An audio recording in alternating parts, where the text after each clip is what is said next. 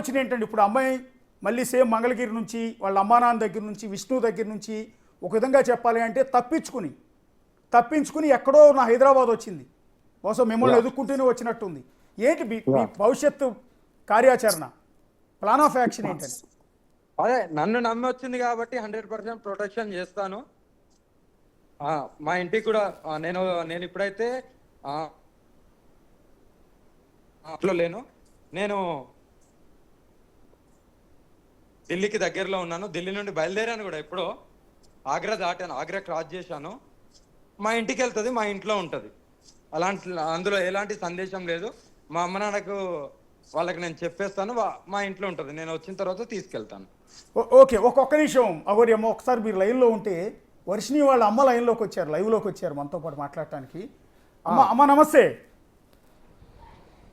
అమ్మ మీరు ఇవాళ బాధలో ఉన్నారు. నమస్తే సార్. అమ్మ నేను మిమ్మల్ని ఏడిపించే ఉద్దేశం కానీ మిమ్మల్ని ఇబ్బంది పెట్టే ఉద్దేశం కానీ నాకు ఏమాత్రం లేదమ్మా. నేను కూడా నీ కొడుకు లాంటి వాడిని.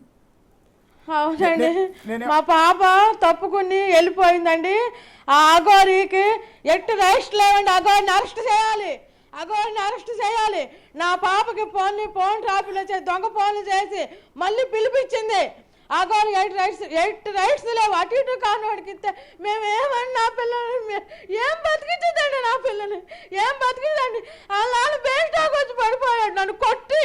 నేను స్టేషన్కి వెళ్ళి కేసు పడటం జరిగింది. నువ్వే పిల్లల్ని తీసుకెళ్ళిపోయావు, నువ్వే పిల్లల్ని అమ్ముకున్నావు అని తలంతా గాయాలు. ఇప్పుడు ఎస్ఐ గారి దగ్గరికి వెళ్ళి కేసు పెడతానంటే ఎస్ఐ గారు నన్ను ఇప్పుడు వచ్చి అమ్మ నువ్వు ఇంటికి వెళ్ళు, నేను వస్తానంటే ఇంటికి వస్తే ఇంట్లో కాదు రానిపోతే నేను బయట దాక్కుంటే మా బాబు ఎండలో అంతా తిరిగి వచ్చి నన్ను అమ్మ రెడీ అవ్వు, ఏంటి హైదరాబాద్లో ఏదో స్టూడియోలో ఉందంటే పాప లైవ్ ఇస్తుంది, మనం వెళ్దామంటే నేను పొద్దున్న బట్టి మేమేమీ తెలియలేదండి.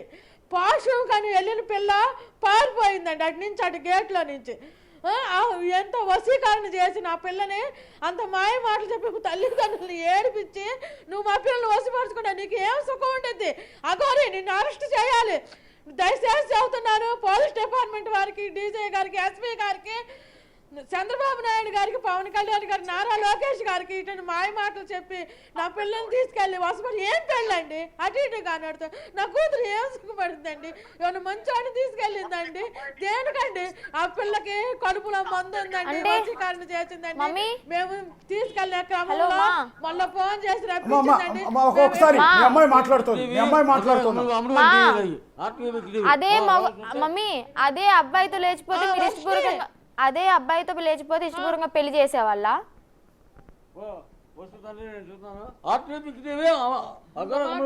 ఇక్కడ అబ్బాయా అమ్మాయా కాదు మమ్మీ, నేను మనస్ఫూర్తిగా ప్రేమించాను, అందుకే వచ్చేసాను. నన్ను ఎవరు వశీకరణ చేసుకోలేదు, ఏ పసర్లు పూయలేదు, ఎలాంటి మందు పెట్టలేదు.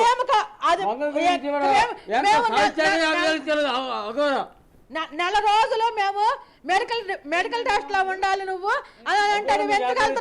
మెడికల్ టెస్ట్ ఆల్రెడీ హాస్పిటల్ కి వెళ్ళాను.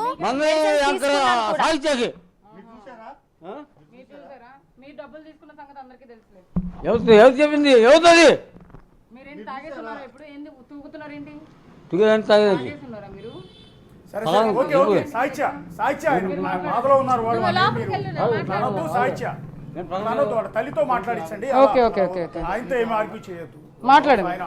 ఆయన బిడ్డ రైట్ ఉంటుంది సాయిత్య, ఆయన బిడ్డ మీద ఆయనకి రైట్ ఉంటుంది. ఆయన బాధలో ఉన్నారు అన్నా కూడా ఏం పర్లేదు, ఇబ్బంది ఏం లేదు. మేము ఎట్టి పరిస్థితుల్లో మేము ఒప్పుకోవట్లేదండి, బిగ్ టీవీ వాళ్ళు దయచేసి నమస్కరించి చెబుతున్నా మా బాబుని క్షేమంగా ఉంచండి. మేము ఇప్పుడు బుక్ చేసుకుని వస్తున్నాము, మాకు క్షేమంగా అప్పచెప్పండి, మీకు నమస్కరించి వేడుకుంటున్నామండి.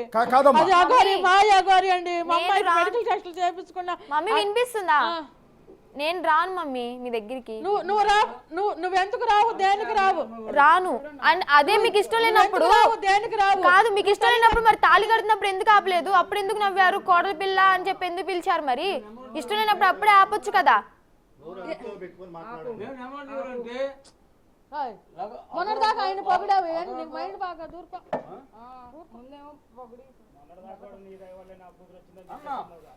వీడియో వాళ్ళందరూ సహకరించారండి, ఆటీపీ ఈటీపీ అని కాదు, ఆయనకి మైండ్ బాగా. అదిలే ప్లేట్ తిప్పింది నువ్వేనా కోటయ్య? ఏం కాదు, ఊరుకోండి. ఆమెకి మానసిక వైద్యశాలలో మేము గుంటూరు చేసామండి. ఆ మైండ్ సెట్ చూసే వాళ్ళు ఎవరు నాకు పిచ్చి పెట్టిందని చెప్పి అనుకోరు మమ్మీ. అట్లా చేస్తుంది. అమ్మా మీ అమ్మాయికి ఏమీ కాలేదమ్మా. అంటే మీరు బిగ్ టీవీ స్టూడియోలో అమ్మా మీ అమ్మాయికి ఏమీ కాలేదమ్మా, కాకపోతే ఒత్తిడిలో ఉంది. ఏమండి తల్లిదండ్రులుగా మీకు నమస్కరించి చదువుతున్నామండి. అమ్మాయి టెన్షన్. నేను మిమ్మల్ని ఒకటి అడిగా మొన్న, గుర్తుందా లైవ్ లో ఉన్నప్పుడు? ఉంచండి. అమ్మా నేనేది ఏంటంటే మొన్న మిమ్మల్ని ఒకటి చెప్పాను, నేను అడిగాను ఒకటి. అమ్మా మీ బిడ్డ రాగానే ఒళ్ళో పడుకోబెట్టుకుని తల్లి ఏం జరిగిందో చెప్పమ్మా, ఏమి ఇబ్బంది పడుతున్నావు నువ్వు ఏంటని మాట్లాడమని అడిగా నేను. మీరేమన్నారు, నా కూతురు నేను గుండెల్లో పెట్టుకుంటానయ్యా, ఖచ్చితంగా నా బిడ్డతో నేను పర్సనల్గా మాట్లాడతాను అన్నారు. పెట్టుకుంటాం సార్, చూసుకుంటాం సార్. అవును, మరి బిడ్డ వచ్చిన గుజరాత్ నుంచి వచ్చినాక అర్ధరాత్రి కాడ వెళ్ళాం సార్, అర్ధరాత్రి కాడ వచ్చాం సార్. అంటే గుజరాత్ నుంచి అట్లా రేపు మూడో ఫ్లోర్ లో ఏసీ రూమ్ మాట్లాడామండి. కాదమ్మా, రేపల్లో 3వ ఫ్లోర్ లో ఏసీ రూమ్ మాట్లాడి అక్కడ పెట్టి అక్కడ పెడదామని తీసుకెళ్లే క్రమంలో ఈ పిల్ల ఇలా చేసింది సార్. నేను రాను, మీరు ఇప్పుడు బలవంతంగా నా శవాన్ని చూస్తారు కానీ కాదు, మీరు బలవంతంగా తీసుకెళ్ళి నా శవాన్ని చూస్తారు కానీ మంచిగా అయితే చూడలేరు. నేను ఫిక్స్ అయిపోయాను, నాకు పెళ్లి అయింది మమ్మీ. నేను ఇప్పుడు చెప్తున్నా విను మమ్మీ, నేను ఇప్పుడు చెప్తున్నాను, నాకు పెళ్లి అయింది. నాకు ఒక తోడున్నా, ఇప్పుడు ఆయనతోనే సహజీవనం చేయాలి. నేను మైండ్ బాగాదు, ఆయనతోనే సహజీవనం చేయాలి. అదే హాస్పిటల్ నుంచి పేపర్ తెచ్చారు, చూపించండి బాలేదని. హైదరాబాద్ లో ఉందంటే అందుకే తెచ్చుకున్నారు. మేము వచ్చి మాట్లాడి అక్కడ అన్ని చూపించుకుని పాపం తీసుకుంటామండి. నేనైతే రాను మీతో. అమ్మా ఇప్పుడు ఒకసారి మీ పాపతోనే మాట్లాడండి.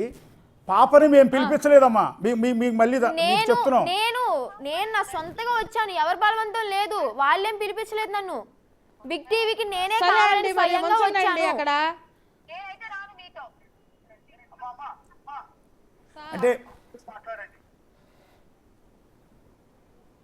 సార్ బిగ్ టీవీలో ఉంచండి సార్, మేము వస్తున్నాం, మేము కూడా అక్కడ లైవ్ ఇస్తాము.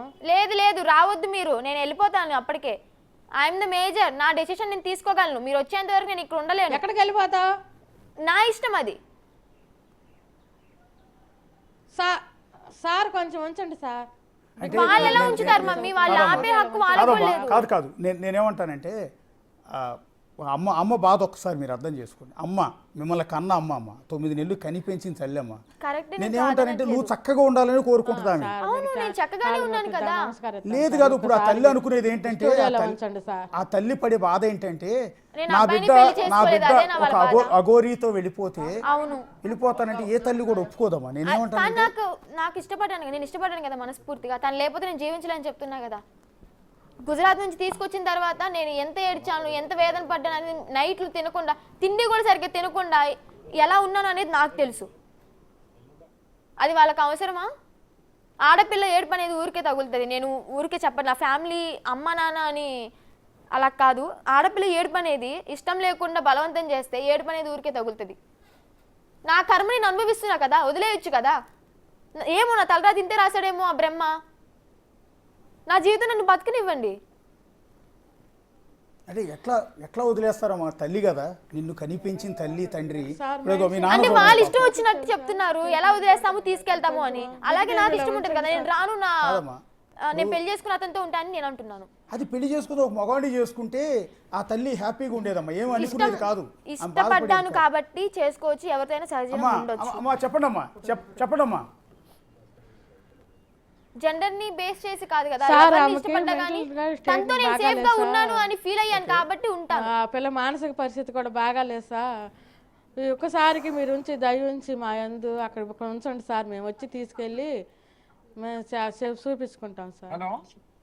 అవునమ్మా, నేనేమంటానంటే అక్కడ నా కూతురు మానసిక పరిస్థితి బాగోలేదని మీరు అట్లా అంటాం కరెక్ట్ కదమ్మా. నేనేమంటానంటే ఓకే, మీ బిడ్డ మీద మీకు రైట్స్ ఉంటాయి, మీ బిడ్డ హ్యాపీగా ఉండాలని కోరుకోవడంలో తప్పు లేదు. కానీ నా బిడ్డ మానసిక పరిస్థితి బాగోలేదని చెప్పడం ఒక తల్లిగా నాకెందుకు అది బాధ అనిపిస్తుంది. ఓకే, ఆ బిడ్డకు పెళ్లి చేయాలని కోరుకోవటం తప్పలేదు. మీ బిడ్డ మరి అన్ని చూపించాం కదా, మళ్ళీ పెళ్లి ఉంటుందా? అఘోరి అమ్మ కూడా ఉన్నారు. నేను ఆల్రెడీ అది దొంగ అఘోరి అండి. మీరు లేదు, ఎన్ని అనుకున్నా లేదు, కానీ లేదు, బాగున్నప్పుడు దొంగ. బానే ఉన్నారు కదా మమ్మీ ఇంట్లో. దొంగ అగోరి బాగున్నప్పుడు బానే మా ఉన్నారు కదా. అమ్మాయిని సుందరి అని మందులు పెట్టి పిలిపించుకున్నావు, వశీకరణ కోడలి చేసి పిల్ల అని వశపరుచుకుంది. పిలిపించుకున్నావు. ఎట్టి పరిస్థితి రైస్ట్ లేవు. కాదు, వంట చేసి పెట్టావు, అగోరిని అరెస్ట్ తినిపించావు. చేయాలి, అగోరిని అరెస్ట్ చేయాలి. అరెస్ట్ చేసేది లేనిది సెకండరీ. నువ్వు తినిపించావు, ఇంట్లో చక్కగా వండి పెట్టావు, కోడలి పిల్ల అని పిలిచావు, దగ్గర మాతాజీ ఉండి అనుకుని కూర్చొని మోసపోయామండి. పూజ హగ్గులు ఆమెను ఇచ్చుకున్నారు. కాలు మొక్కామండి మేము. ఇప్పుడు దొంగ తాళి మాతాజీ కట్టిందని దొంగ వాళ్ళకు. వేషంలో వచ్చిందండి. ఇప్పుడు తాళి అన్నీ కట్టేది చెప్పాలి లేదు కదా. మమ్మీ. దొంగ వేషంలో వచ్చి మమ్మల్ని మోసపోయిందండి. నా కూతురికి వదిలి మా కూడు లేదు. నెల రోజుల బట్టి మా ఒకటి అడగండి, అన్నం లేదు. పెళ్లి అయింది, వాళ్ళు మేము ఉన్నారా ఎంత లేదా అడగండి. రాధిస్తున్నామని మా పాప ఒక కూతురు అటు ఇటు కానాడుతుంటే వెళ్ళిపోయిందండి. ఏ పిల్లైనాడు మా కొంచెం ఇష్టపడిద్దండి వశీకరణగా మందులు కాకపోతే. మమ్మీ మీరు దయచేసి దయించి అర్థం మీకు చేసుకుని నచ్చలేదేమో మా నాకు పిల్లలు నచ్చాడు, మీకు నచ్చలేదేమో అదంతా నాకు అబద్ధం నచ్చాడు, సార్. నేను ఇష్టపడ్డాను. మరి సేఫ్ గా నేను ఫీల్ అవుతున్నాను. తన జెన్యునిటీ నాకు నచ్చింది. నేనున్న 15 days లో కాదు. చేయాలి. మమ్మీ వినండి, నేనున్న ఈ 15 days లో నన్ను ఎప్పుడూ బాధించలేదు. కావాల్సిన తిండి పెట్టింది, ఎంతో ప్రేమగా చూసుకుంది. ఎప్పుడు బాధించలేదు నన్ను ఈ 15 రోజుల్లో. వేరే వాళ్ళకి వసపరిచి చేసుకుంటే తప్పుగా చేసిద్ది అమ్మాయి. ఆమె మంచిది కాదు, ఆమె క్యారెక్టర్ మంచిది కాదు. విష్ణుని ఆమె మరి నిన్ను చూడలేదు, మన ఇంటికి నీకు వచ్చి ఏ రెండో సుఖం ఇవ్వలేదు. మమ్మీ. నువ్వు చిన్న వయసులో నీకు వసపరుచుకుని. ఒక మాట విను, విష్ణు అన్నయ్య ఆమె మన ఇంటికి రెండో రోజు వచ్చిన రోజు ఇప్పుడే చాడీలు చెప్పడం మొదలు పెట్టాడు. అప్పుడు లేని బాధ ఇప్పుడు ఎందుకు వచ్చింది? తాళి కట్టినప్పుడు ఎందుకు ఒప్పుకున్నారు? మరి చప్పట్లు కొట్టారు కదా. తాళి కాదు మమ్మీ, తాళి కట్టినప్పుడు చప్పట్లు కొట్టారు, నవ్వారు, ఆశీర్వదించారు, కోడలి పిల్లని పిలిచారు. మేము కొట్టలేదమ్మా, మేము కొట్టలేదు. ఎన్ని అబద్ధం అమ్మా. ఆ పిల్లకి మైండ్ సరిలేదమ్మా. చుట్టాలందరూ మమ్మల్ని తిడుతున్నారమ్మా. ఈ రోజు నాకు ఎన్ని గాయాలే. మీ నాన్న నువ్వు వెళ్ళిపోయావని నన్ను కొట్టాడు. నీకు హర్షని చెప్పాడో లేదో, ఉజ్జయిన్లో గుజరాత్ నుంచి తీసుకొచ్చి ఉజ్జయిన్లో పెట్టారు కదా, అప్పుడు రూమ్ లో నన్ను కాలుతో కొట్టాడు విష్ణు అన్న. నీకు చెప్పాడు విష్ణు? హర్షని చెప్పాడు నీకు? ఇలాంటి చెప్పుండలే. ఎలా కొట్టాడు తెలుసా? గుడి దగ్గర కొట్టాడు, రూమ్ లోను కొట్టాడు. ఇప్పటికీ నా భుజం మీద ఉంటది ఆయన కాలు చెప్పుతో కొట్టిన మచ్చ, గీతలు. సరే, ఆయనకి నీకు ఇది లేకుండా చేసి నీకు మంచి లైఫ్ ఇస్తాము. ఆయనతో నేను ఎప్పుడో కట్ చేసుకున్నాను మమ్మీ. నన్ను ఎప్పుడైతే కొట్టి, ఎప్పుడైతే ఇదిగా మాట్లాడాడో, ఎప్పుడైతే అసభ్యకరంగా బూతులు తిడుతూ మాట్లాడాడో, ఏ ఆడపిల్ల ముందు మాట్లాడారు అలాంటివి నేను చెప్పుకోలేకపోతున్నాను. నా బాధ అర్థం చేసుకోరు ఎందుకు మమ్మీ? మీ బాధ ఒకటి అర్థం చేసి నా బాధ అర్థం చేసుకోండి. ఆయన దగ్గర ఉంచమమ్మా. నిన్ను ఆయన దగ్గర ఉంచుతానని కాదు, నేను మీ దగ్గర మీరు నన్ను చంపేస్తా అని అన్నారు కూడా. ఉజ్జయిన్లో ఉన్నప్పుడు హర్షని అన్నాడు, ఇంటికి వచ్చినాక నీ ప్రాణం తీయడమా లేకపోతే మా అదుపులో పెట్టుకోవడమా ఉంటదని. మీ దగ్గరకు వచ్చి నేను చచ్చిపోలేను, నాకు ఒక జీవితం ఉంది. కాదు, నువ్వు కూడా పొద్దున అన్నావు మాట వినకపోతే లేపేస్తా అని. పొద్దున బస్ స్టాప్ లో నువ్వు కూడా అన్నావు, నా మాట వినకపోతే లేపేస్తాను, కొట్టేస్తాను. రూమ్ లో వేసి బంధిస్తానని చెప్పేసారు. రా తల్లి, నువ్వు వచ్చేసాయి తల్లి. రాను. కాదు అమ్మా ఇప్పుడు